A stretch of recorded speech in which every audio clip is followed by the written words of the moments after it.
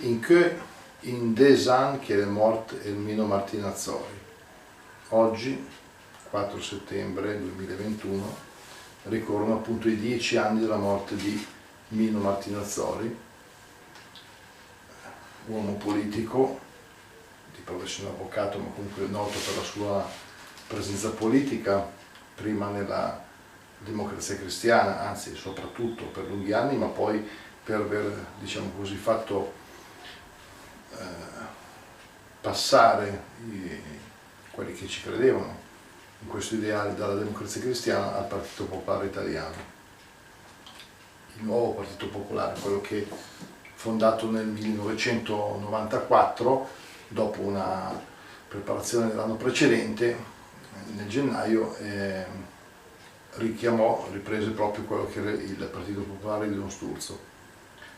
Come tanti altri avvenimenti, altre persone, altri personaggi di questi giorni,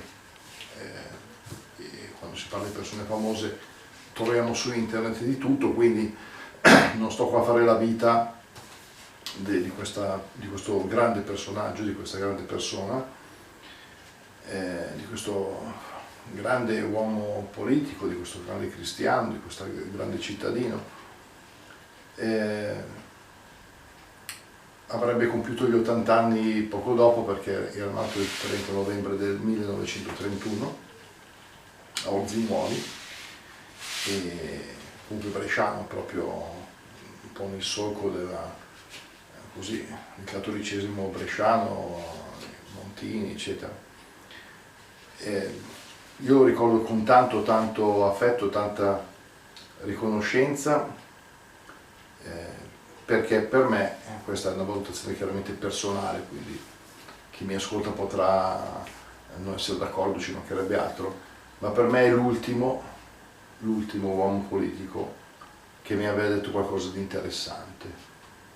Dopo, rispetto, diciamo, se vogliamo paragonare a un giardino, quello che può essere l'interesse appunto della politica, dopo ho visto solo un po' di erbette, molte erbacce e poi anche tanta terra arida.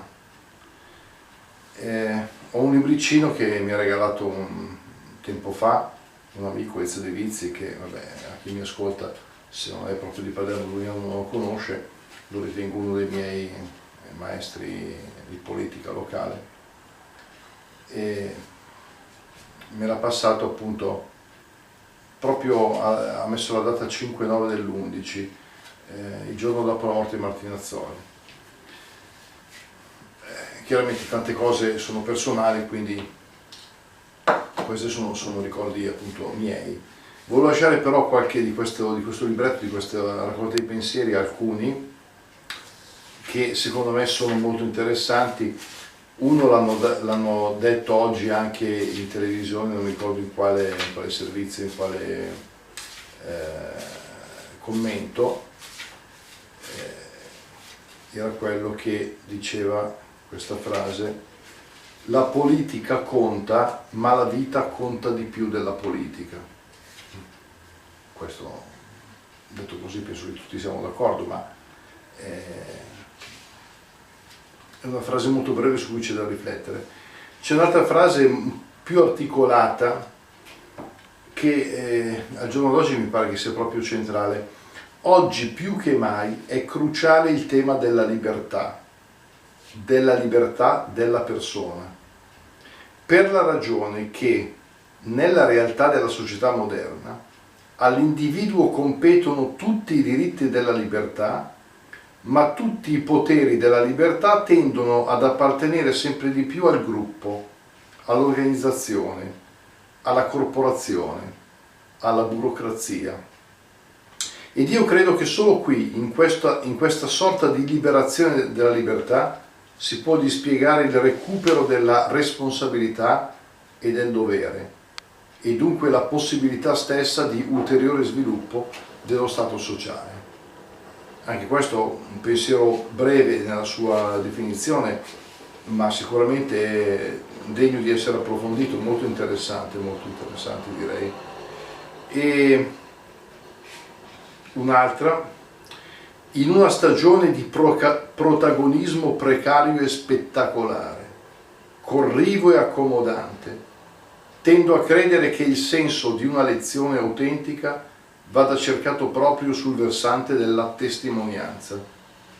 Non c'è da quella parte il confortante clamore del successo o il fascino di un'azione intraprendente, neanche direi la determinazione di un risultato da cogliere, ma non è meno fecondo, forse più generoso, un seme disperso senza speranza della mietitura. Questo senso del fatto che uno semina comunque, anche se non sa se sarà lui che raccoglierà, ma appunto che non pensa al clamore, al successo, quante cose si potrebbero, diciamo, ricavare per la nostra epoca, per l'impegno in politica, per comunque, diciamo, una società civile. Molto interessante. Martinazzoli, che fu un uomo che prese delle decisioni, fece delle scelte in cui, diciamo, pagò anche di persona, nel senso che rinunciò a degli incarichi pur di mantenere fede alle sue idee, oppure si assunse degli incarichi in momenti difficili. Ecco, lascerei questa così come pensiero finale. Alla fine, quando renderemo i conti, scopriremo che quello che di meglio e di più vero rimane sono le nostre speranze, dite pure i nostri sogni. Con questo ricordo di Mino, ciao a tutti!